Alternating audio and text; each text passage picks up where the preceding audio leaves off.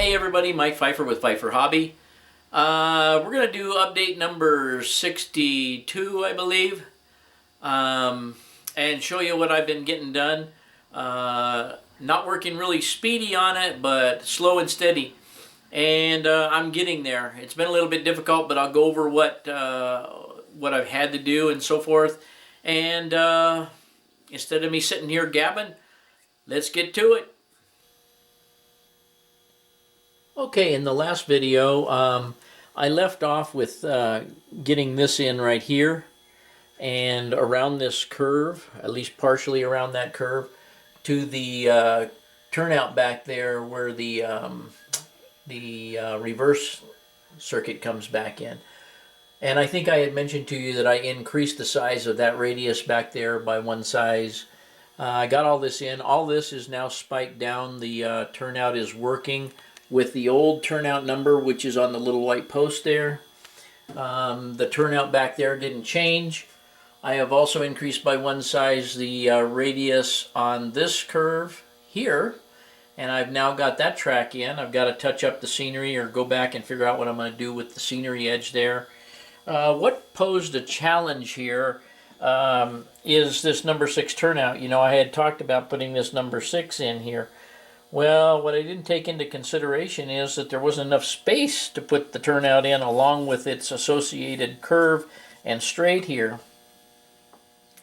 So what I wound up having to do is take out the road crossing that was here, and I was able to fit these pieces in. Had to relocate the feeder wires back to here, put in a couple of feeder wires, you know, just the usual stuff.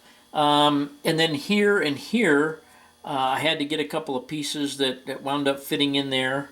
But I have had to cut a few pieces of track, you know, to make some special pieces.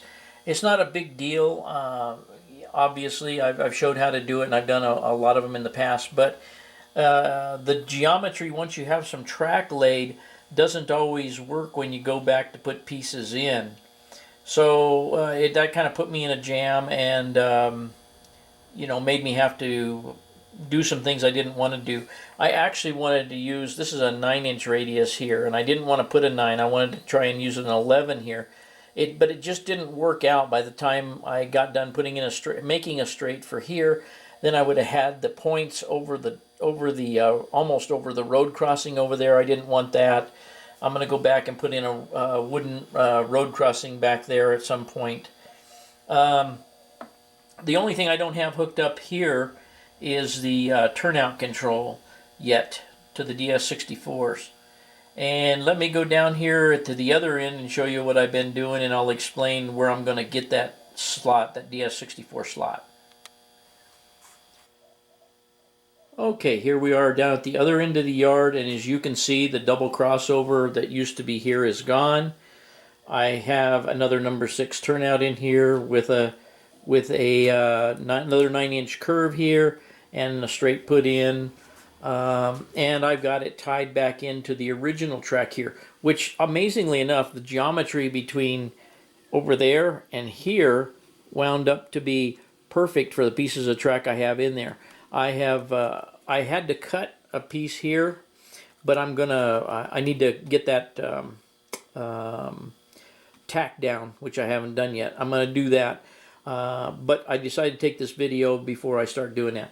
Now, let's go back to what the plan originally was, in case you've forgotten. I'm going to try and install a number 6 turnout starting here, and that turnout will diverge across here, pick up this track, and go into the oil facility there, fish oil. This number 4 will come out, all this track going down that way, and underneath the bridge will come out.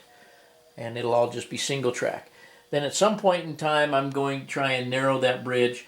I'm saving all that work for last. Taking out that curve back there, coming around here, changing this double track bridge to a single track bridge, and going from the outside track over there to the inside track here, which we've already gone over. I may have to cut a couple of small pieces of, make a couple pieces of flexible track, and I may have to take my radius back there and do a little flexing of the last radius back there. I don't know what radius I'm going to be able to fit in there, but I'm going to try at least a 15, if not a 19, maybe with some easements on it. If I use a 15, I'm definitely going to try to make some easements.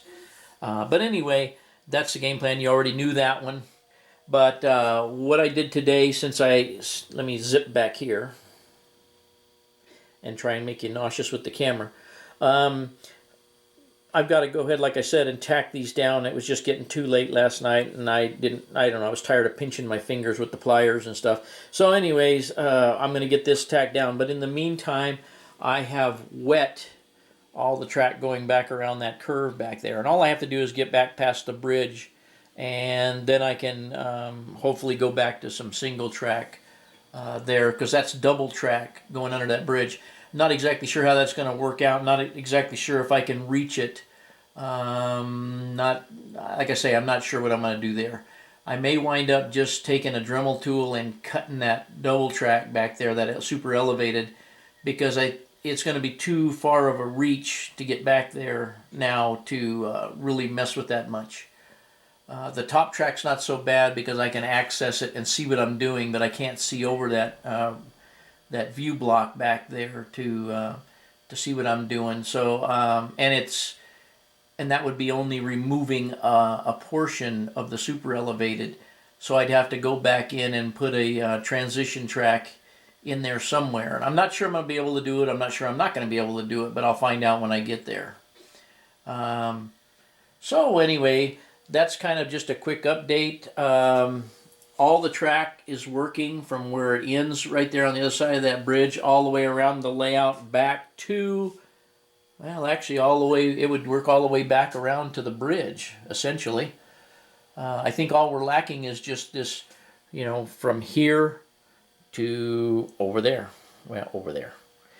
That's all I'll be lacking once I get this piece of track taken out and get the fish oil track connected back in with a number 6 here. And that's probably what I'm going to work on today, is getting another turnout. Anyway, I had mentioned that I'm going to be able to get a slot in a DS64, and that's going to take place with this turnout right here. I'm not going to need 19 here anymore because there won't be a turnout here. So I'm either going to move that 19 back to here and use it for this, for this turnout, or I'm going to move it down to the other end. But at some point in time, I'm going to have to come up with, I think, one more slot. I'm not sure whether I've vacated another slot that I can use or not. I'll have to go around and check it out. But we'll see. Yeah, in fact, I probably can use. There won't be a turnout up there, so I can probably use 25 where that double crossover came out. I think that's what I'll be able to do. So I'll have enough slots to work all the new turnouts. So everything's kind of progressing as I had planned. We'll find out what a bear this is going to be back here when I get that far. But it is what it is. It's kind of like putting the helix in after I already had the top done. Nothing's easy. I'll probably pay for it for days with my back, but it's just the way it goes. But I think I'm going to like the look of the single track look. I know it doesn't look like much right now because it still looks like double track. But once I narrow up all these bridges and get the scenery back up to the edge of the track and stuff, I think we'll see a big difference in it. I hope, anyway. But if I swing around here, you can see a good shot of my spray bottle. But I had this train running back and forth, pushing it forward and backward, pushing and pulling, and it ran fine through all the turnouts all the way back around. So I'm confident that what I've gotten done so far is going to work. By the way, I know that guys are going to ask, how come you have the well cars here? Well, they just happen to be this month's Microtrains cars, and I just haven't gotten a chance to put them in my box to take out to the fairgrounds to run. Gavin and I have talked about some ideas here for a structure, and I'm really leaning towards an icing facility, and putting the icing dock in between these two tracks here, and putting the building on this side, and putting a chute across the inner track to the platform itself, and then that'd be a double-sided platform. That's the thinking right now, and but nothing is firm. But that is what I'm leaning towards here. We've kind of shuffled buildings around. I'm not sure this is the way it's going to be, but we kind of put this, Gavin's idea was to move this little grain dealer over here. I don't know whether that's going to fly there. I kind of like the look of it being relatively small there. We moved the freight station down from this location to here, which doesn't seem like much, but then that'll give me a chance to put something else here, even if it's just a team track. Maybe something small there. So, like I say, and I repeat myself over and over and over, I really don't know what I'm doing yet, but we did talk about shuffling buildings around. One thing I am pretty certain of, though, is I got the box and crate factory building out that I had taken off the layout when I was doing the modernization, and I think it's going to work back there by the overpass on that little track back there. I'm pretty sure that's what's going to stay there. I just need to get it leveled up and get some scenery put around it and get it worked back into the layout here. But I kind of like that look. As we had said before, the auto parts dealers moved over here. I have that little structure there, the little warehouse, yard warehouse. I'm not sure it's going to go there, but it's probably somewhere over in this area. We're contemplating some type of industry where that water tank is sitting, and moving the oil tank to the other side where that little building is sitting, the little storage building is sitting right now, and then use that track there as an incoming fuel unloading facility, and then some other kind of industry across from it, so that we could have a variety of a couple of cars coming in there. And I know it's not too prototypical that they would come through the engine servicing facility to get there, but it would just make operations a little more interesting, I assume, prototypical or not. That being said, pretty much that's what's going on. You can see that I have a lot of extra space now behind the baseball field and around this corner right here. Not sure what I'm going to do there. I kind of like the McDonald's there, but I don't like the vacant area. What I may do is go over the tar paper there with some grass and stuff, and put grass and maybe even a driveway or something that goes around the back side of the a street, or some kind of dirt road or something that goes around behind the baseball park and the park and comes around here and ties back in to this road over here.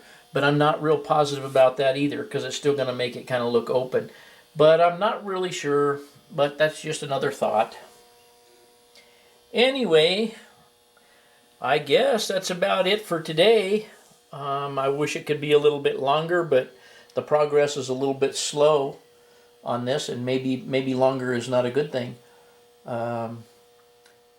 So let me just reiterate real fast while I got the camera going today on what I'm going to do down below.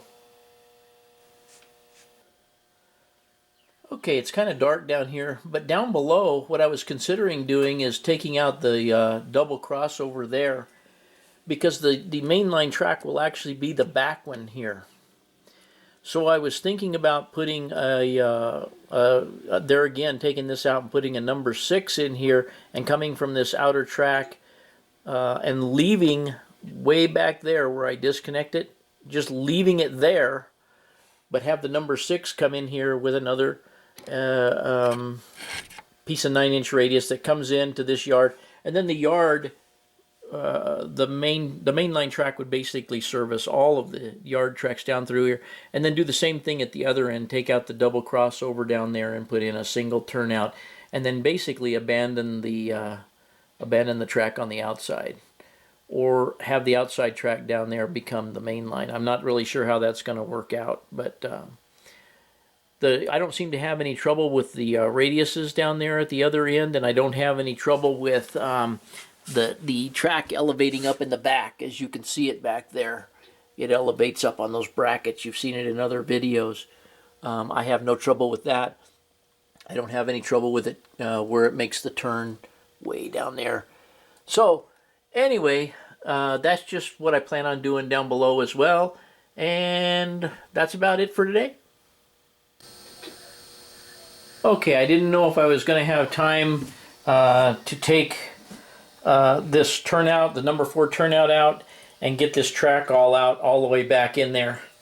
I did figure out a way to split the double track, and I've got it done back there, and I will show you how I did that. I've also, and I'm not going to get into it in this video, but I did spray all of this down with water up here, and I am going to remove that track today, but we'll save that for a video another day. Okay, as you see, I was able to get the track split back there in the back, or get it pulled up back to the bridge there. I want to show you how I was able to cut that. It's quite a reach back there, as you can see, and I was trying to use a utility knife here, a sharp new blade, and I just wasn't getting anywhere, and my back was starting to hurt, so I came up with this idea. Hang on.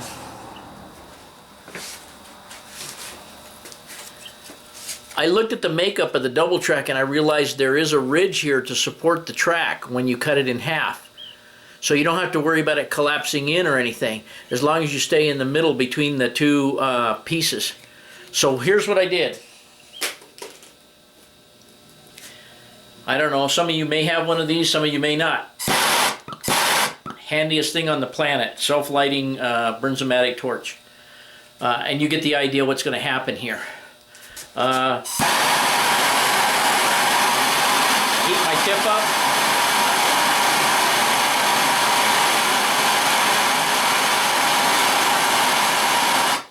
Heat my tip up till it's red hot. Slice as much as it would slice. Heat it up again. Took about, I don't know, I had to heat it up maybe 4 times, 5 times, and was able to cut right down the center of that. It leaves a little bit of an edge on there, of course, where it melted it, but I don't care because I'm going to cover that with ballast, and the other half will be covered with scenery. But anyway, I just wanted you to know these two tools made it real easy to cut that double track in half up to where it splits to the full super elevated versus the transition track. Okay guys, I hope you enjoyed the small update here. It doesn't look like I've done very much, but it's been kind of a pain in the neck, as I had pointed out. Not a pain in the neck, just time consuming. That being said, I'm making good progress, and I think within a few weeks I should have this thing all to single track. So anyway, I hope you enjoyed the video today, and as usual, thanks for watching.